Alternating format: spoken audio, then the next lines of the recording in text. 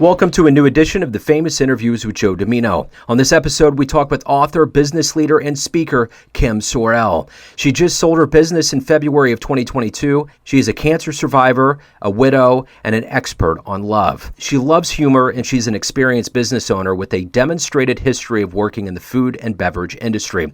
She is also a very talented author. Enjoy this interview. Hey, thanks for taking a minute out today. I appreciate it. Yeah, absolutely. Before we get into what you do and kind of some nuts and bolts about your history, how have you done through COVID? I know COVID's been a big change for everybody, and it's really kind of altered a lot of how we live our lives. How have you kind of gone through and survived the last couple of years?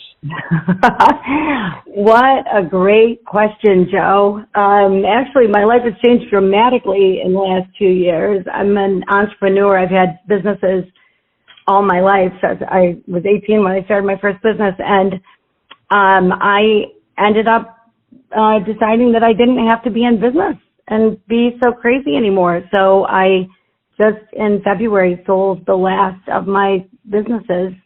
I was in the food industry for one of the things I did, which of course was a difficult thing to survive, but survived great, and the company thrived and did better, and so I was able to sell it for more than I would have pre-COVID probably. But I made it through. How about you? It's been interesting. I mean, when it started, I have a special needs son. He's 17 now, and his two favorite things in life are school and baseball. And when all of this happened, it was spring training, and I was like, oh, man, what are we going to do? And then it was just a matter of adapting. I mean, the world had a monopoly on you, so you had to figure out what to do. And, you know, you go through it, you make it the best you can, and that's really – but that's all you can do. But yeah, you know, we came out of it and lots of things changed, but, you know, things change anyway. So it just changed in a way that we had no idea. And we finally, in my lifetime, you know, I saw the shuttle explosion in 86. We saw, you know, 9/11.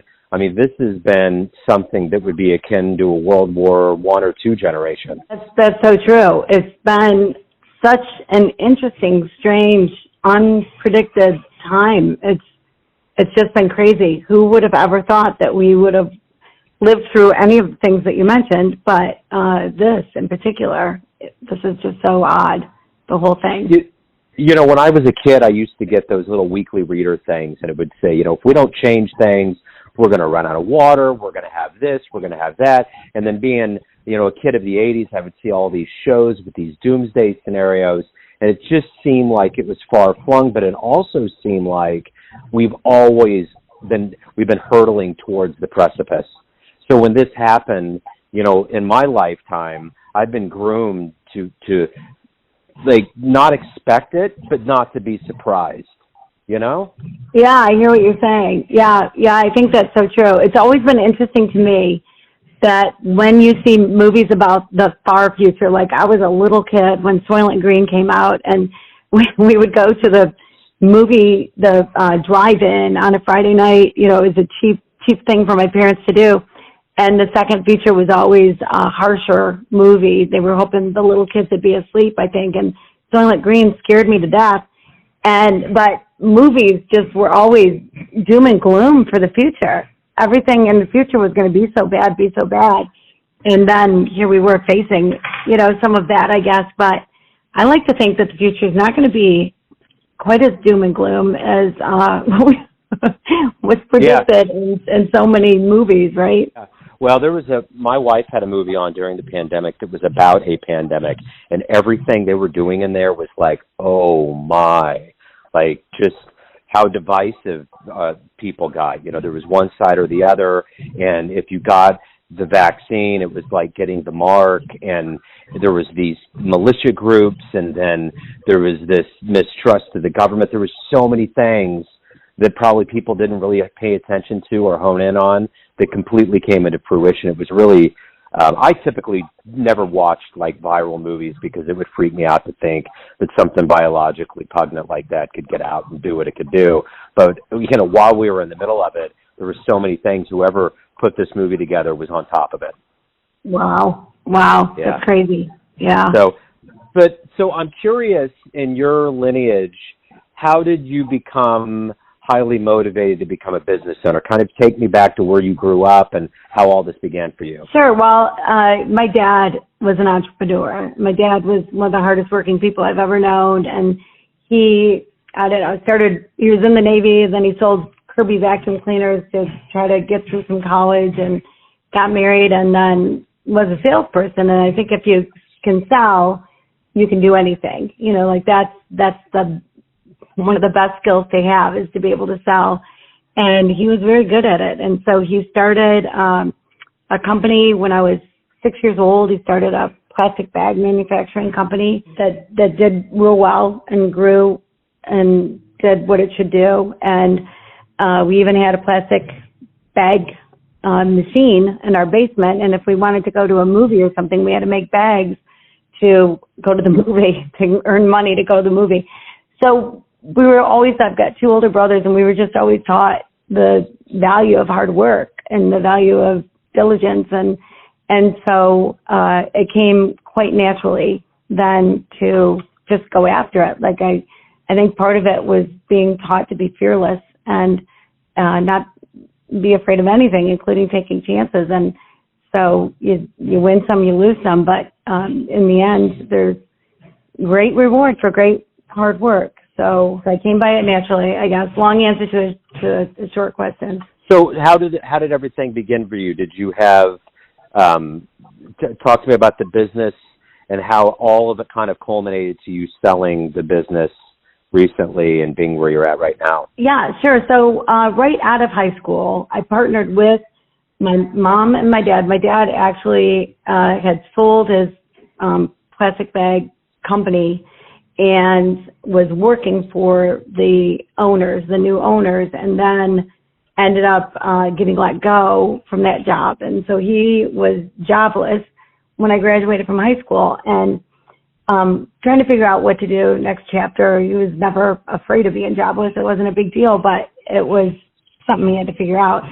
And so the five of us took out a loan from the bank. We took out a $50,000 loan. We bought an old 5-story empty building that was used at one point in time for furniture manufacturing, and we rented space.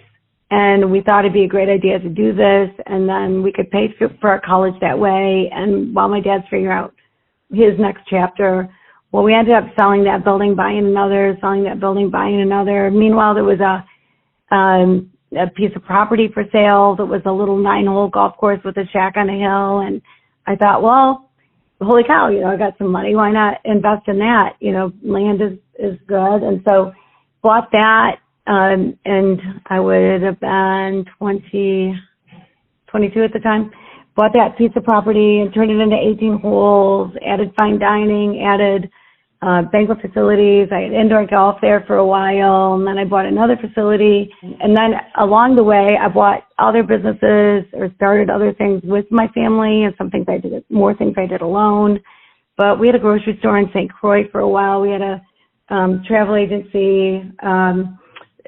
Throughout the years with owning properties and leasing space. It was all commercial, industrial, some office space. And so sometimes we'd have tenants that would have a hard time making rent. And so we'd step in, each of us kind of individually doing our own thing. My mom passed away early on, so she was out. And then I have a brother who became a veterinarian, so we bought him out of his share. So it was my dad, my brother, and I. And sort of one by one, just the way it worked, we would just go mentor a company and get them on their feet so they could pay us rent. And so there were times that things worked out where they didn't have motivation, and we ended up with a company. And so I've been in screen printing, I've been in, kind of you name it, I've done it. And then just resurrect the company, make it something and sell it was kind of always the goal. But the things that I most recently sold, so I sold a lot of commercial industrial property. I sold a lot of that before the crash, right before the crash of '08, which was very nice timing for me. But then I still have some properties, but they're so easy. Like I don't even think of them as any work. But then the thing that I sold though is I had a golf course still, and I had 2 locations with enough banquet space to serve about 1,200 people on a Saturday night. And so I sold both of those properties to two different things, one for development and one to keep as it was, to keep doing parties and events. And so it's nice to be out of those businesses, I got to say. So you're also a cancer survivor. Tell me what did you learn about that process, and you know, how did you change your life based on that? I mean, cancer. I mean, anytime someone's told they have cancer, I mean, I think everybody has been touched by cancer. So everybody knows someone who's had it or whatever. But to me, it was so out of the blue. I had just turned 47 and was diagnosed with breast cancer and had no idea what to think, where to turn, you know, whatever. And you kind of learn as you go. And but then 4 months later, my husband was diagnosed with pancreatic cancer and passed away 6 weeks after that. And so I went from being cared for to caretaker. I still had my cancer stuff I had to deal with. I kind of put it on hold after he was diagnosed, not knowing how much time we would have and what the future held exactly. But I learned a ton. I mean, I learned a lot about the cancer world, a lot about the medical world. I feel like I can freely give advice when somebody comes to me and says, hey, this is what I just heard, what do I do? You know, I'm happy to talk to anybody anytime. But one of the biggest things that came out of it was my youngest son he was in the Navy, had just gotten out of the Navy, and was working on his undergrad when I was diagnosed, and then my husband. And so he changed what he was going to do. He was in sciences, not sure what he was going to do, but he thought maybe MD, but he decided instead to get his PhD, and he's a cancer researcher. And he's made incredible strides, and breast cancer is his focus, and he's done incredible things. Like he went to UT Southwestern, one of the greatest cancer research facilities in our country, and he developed some way to speed up research on something, who knows, whatever the terms are, you know, over my head. But Harvard's had him out to teach it. Harvard sent him to Germany to teach it. It's just kind of crazy how things have worked out for him, and now he is getting his MD so that he can work with people while he's doing research. And so he's a 4th-year med student. And so I'm always happy to see something positive come out of what can be just so negative and hard and difficult. And so I'm happy that positive things are coming from that. So we all have people that we admire and we look up to, and I'm curious if there's anybody alive today out there that you could meet that you admire. Who would you like to meet? Oh, my word. There are so many people that I would love to meet. And the answer that I'm going to give you might sound boring, but is so important, and that would be Oprah. She just is everything. Like, she's an overcomer. She's a leader. She's strong. She's resilient. She's been through more in her lifetime than most people ever go through in their lifetime. And she's come out stronger, I think, because of it. She's such a giver. I mean, I think she does so much behind the scenes that is never put into magazines or on TV or whatever, the things that she does to help people. And I just admire who she is. I admire that she is who she is, that she hasn't changed for us, you know. Quite often I think it can be easy for celebrities to try to fit into what people want them to be, or what the box they want them to be in. And Oprah has her very own box, and it's not really even a box. She's just out there. And I just admire how open she is, how she's not just, this is what I believe and it's the only thing that's true, but that she evolves like the rest of us should with our thinking. And so Oprah would be my number one. So now that you've sold the business, we're kind of coming out of COVID. What are your plans? What are you hoping to do from here on out?